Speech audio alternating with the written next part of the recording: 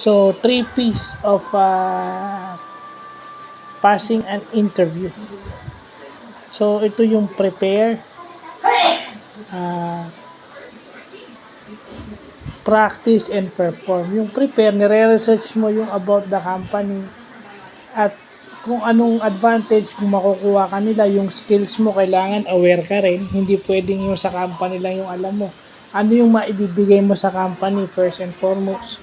Yung practice is parang sinisimulate mo yung mock interview.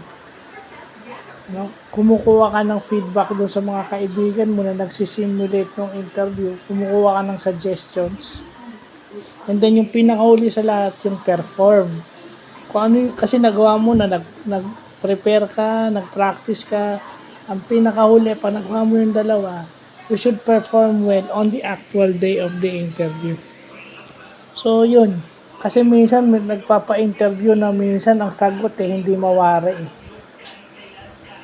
Minsan yung mga ini-interview ng mga HR o ng mga managers, parang sila pa yung maarte.